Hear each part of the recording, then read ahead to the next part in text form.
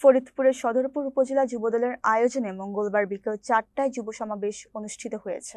সমাবেশে সভাপতিত্ব করেন সাবেক যুগ্ম আহ্বায়ক মুন্সী ইসরাত। প্রধান অতিথি হিসেবে উপস্থিত ছিলেন বাংলাদেশ জাতীয়তাবাদী কৃষক দলের সাধারণ সম্পাদক ও ফরিদপুর ৪ আসনের বিএনপির মনোনীত প্রার্থী শহীদুল ইসলাম খান বাবুল।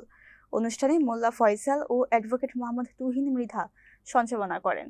শহীদুল ইসলাম খান বাবুল তার বক্তব্যে বলেন, আমরা নির্বাচিত হলে যুবকদের জন্য আধুনিক বিনোদন ও কর্মসংস্থান নিশ্চিত করব। এই যুবকেরাই আমার শক্তি। বাকি জীবন যদি আমি এই যুবকদের সঙ্গে কাটাতে পারি, নিজেকে ধন্য মনে করব।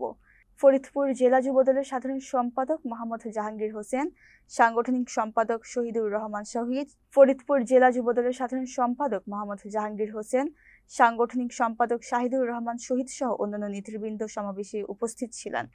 সমাবেশে সদরপুরের জনপ্রিয় যুব নেতা মুন্সী ইসরাত সহ সকলকে ধন্যবাদ দিয়ে ধানের শীষ প্রতীকে ভোট চেয়ে সমাপ্তি ঘোষণা করা হয়। আমাদের প্রিয় নেতা জনাব শহীদুল ইসলাম খান বাবুলকে তার সঠিক নেতৃত্বে আমরা সামনের দিকে এগিয়ে যাব এবং সকলকে একযোগে ধানের শীষে মার্কায় ভোট দিয়ে শহীদুল ইসলাম বাবুলকে জয়যুক্ত করব, এই আশায় প্রত্যাশা রেখে সকলকে ধন্যবাদ জানাচ্ছি। আগামী দিনে বাংলাদেশে ফরিদপুর ৪ আসনে আমরা গণতন্ত্রের পতাকাকে পথ পথ করে উড়িয়ে দেব। প্রিয় বন্ধুরা, আমরা আছি তোমার সাথে। বাবুল ভাই এগিয়ে চলো, আমরা আছি তোমার সাথে। বাবুল ভাই এগিয়ে চলো, আমরা আছি তোমার সাথে। প্রিয় বন্ধুরা, যুবকদের সমাবেশ, যুবকরাই শক্তি, যুবকরাই পান, যুবকরাই ইতিহাস বদলে দিতে পারে।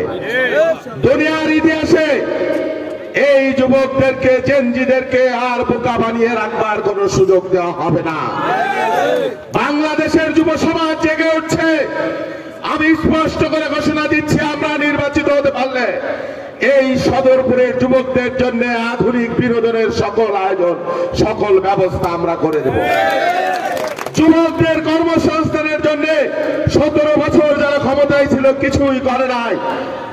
আত্মকর্মসংস্থান, সরকারি সুবিধা এবং চাকরির বাজারে প্রাইভেট সরকারি চাকরির জন্য এই সদরপুর ভাঙ্গা চরপচরের লোকেরা সর্বোচ্চ অগ্রাধিকার পাবে এবং আমি তাদের জন্য সেই ব্যবস্থা ইনশাল্লাহ করব।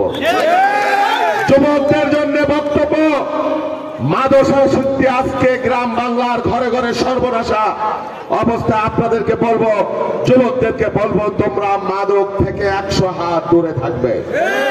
মাদক শুধু তোমার একার না, তোমার পরিবার, তোমার সমাজ, তোমার রাজনীতি সব কিছু ধ্বংস করে দিতে পারে। সেই জন্য আর যাই হোক, মাদক আসক্ত কোন তরুণ এর থেকে দূরে থাকবে এবং নিজের এগুলো কোথায় প্রতিহত করবার চেষ্টা করবে।